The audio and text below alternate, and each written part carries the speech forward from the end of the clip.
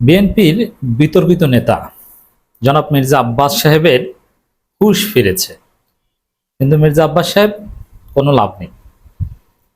মির্জা আব্বাসের রাজনীতি পিনাকি ভট্টাচার্য জয় বাংলা করে দিয়েছে।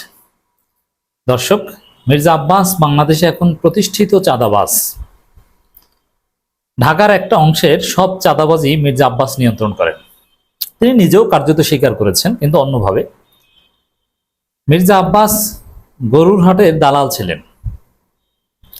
তিনি এমপি হয়েছেন, মন্ত্রী হয়েছেন, পুরীর দোকানদারের ছেলে ব্যাংকের মালিক হয়েছেন।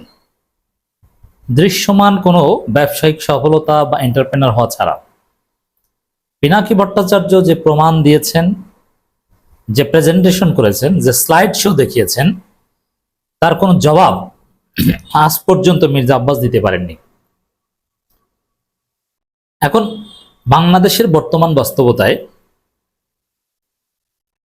এই সোশ্যাল মিডিয়ার এই যুগে মিডিয়ার যে ইম্প্যাক্ট, পিনাকি ভট্টাচার্যের যে ক্রেডিবিলিটি, এই জায়গায় মির্জা আব্বাসের চাঁদাবাজি এবং অপকর্ম যেভাবে প্রমাণ করেছেন, তুলে ধরেছেন না, প্রমাণ করেছেন, প্রমাণিত হয়েছে বাই পিনাকি ভট্টাচার্য, সেটা রিফিউট করতে পারেননি। এই জায়গায় মির্জা আব্বাসের রাজনীতির কোনো ভিত্তিই নেই, নৈতিক কোনো অবস্থানই নেই। 5 আগস্টের আগে থাকতো যে চুরি করুক, বাটপারি করুক, চোট্টামি করুক, যাই করুক, ডাজেন্ট ম্যাটার। আওয়ামী লীগ বিরোধী তো ভালো, ঠিক আছে, আমরা তাকে সমর্থন করি। বিষয়টা এরকম ছিল যে অ্যান্টি আওয়ামী লীগ হিসাবে মির্জা আব্বাসরা এতদিন নানান সুযোগ সুবিধা পেয়েছিল, কিন্তু এখন আর সেটা পাবেন না, সেই যুগ শেষ। এখন কোনো চোর, দুর্নীতিবাজ, কোনো চাঁদাবাজকে জনগণ প্রমাণিত হওয়ার পর তাকে গ্রহণ করবে না, জেনজি গ্রহণ করবে না। 38% জেনজি ভোটার, মোর দেন 25% ইসলামিস্ট ভোটার, তারা গ্রহণ করবে না। আর কিছু লেস দেন 20% বিএনপি ভোটার গ্রহণ করতে পারে, তাও বিএনপির মধ্যে একটা অংশ আছে ক্লিন ইমেজের, তারাও এটা অ্যালাউ করবে না। তো এই জায়গাটা থেকে আসলে মির্জা আব্বাসের রাজনীতি নেই। পিনাকি ভট্টাচার্য সুরে এটাই বলতে চাই, যার মুখে গন্ধ তার ভোট বন্ধ। এর মানে মির্জা আব্বাসের ভোট বন্ধ, তাকে জনগণ ভোট দেবে না। ভোট হোক না, বুঝবে মজা। এখন বিএনপির কাছে তো জনগণের ভোট, জনগণের মতামত বা এগুলোর কোনো গুরুত্ব নেই। তাদের তো নিজস্ব কোনো কাউন্সিল নেই, ভোটিং সিস্টেম নেই, কিছুই নেই। এই জন্য জনমত is not important to BNP. But when vote will come, BNP বুঝবে যে কত ধানে কত চাল এবং what Pinaki Bhattacharya can do, সেটা দেখার সময় ভোট হলে আসবে, নির্বাচনের সময় হলে আসবে।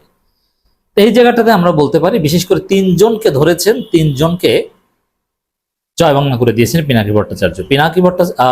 মির্জা আব্বাস, সালাউদ্দিন আহমেদ, আমির খসরু মাহমুদ চৌধুরী, এবং আংশিক ধরেছেন বরকতুল্লাহ বুলুকে। এরা বুঝবে আগামী নির্বাচন আসলে যে পিনাকি কি করেছেন তাদের। দর্শক, মির্জা আব্বাস সম্পর্কে আরেকটা কথা বলে তারপরে আলোচনার ভিতরে যাই। মির্জা আব্বাস কিন্তু ওই পিনাকি প্রমাণ করেছেন যে সরওয়ার্দী কলেজ থেকে 2nd ক্লাস না 3rd ক্লাসে degree pass, 3rd class, sorry, কোনো সরকারি চাকরিতে অ্যালাউড না, কোনো চাকরি করার যোগ্যতা ছিল না। সে এমন ভাবে স্যুট টাই, কোট টাই পরে, বিশাল পিএইচডি হোল্ডার ফ্রম ক্যামব্রিজ আর অক্সফোর্ড আর হার্ভার্ড, এমন ভাবে চলেন যখন গণপূর্ত মন্ত্রী ছিলেন, বিশাল ভাব। অথচ তার শিক্ষাগত যোগ্যতা, জ্ঞানের দৌড় যে কত দূর, এটা বুঝেছি লাস্ট বিএনপির একটা কথিত তারুণ্যের সমাবেশে, বৃদ্ধদের সমাবেশ নাম দিয়েছে তারুণ্যের সমাবেশ, নয়াপল্টনে। সেখানে মির্জা আব্বাস বলেছে যে ওয়াইফাই ছিল না, আমরা ছিলাম না, ভালো ছিলাম। এই যে স্টারলিংক, ইউনুস স্টারলিংক আনছে, এখন অবশ্য লন্ডন বৈঠকের পরে ইউনুসের বিরুদ্ধে বলবে না, লন্ডন বৈঠকের আগের কথা। ইউনুস স্টারলিংক আনছে, এটা আরাকান আর্মিদের সুবিধা দেওয়ার জন্য। এই স্টারলিংকের পিছনে দুর্বিসন্ধি দিয়ে আছে। আপনি চিন্তা করেন এদের এলএম কত দূর। এই তথ্য প্রযুক্তির এই যুগে যারা ওয়াইফাই ছিল না, ভালো ছিল, স্টারলিংক এটা ষড়যন্ত্র, আপনি চিন্তা করেন যে তারা কোন পর্যায়ে শিক্ষিত।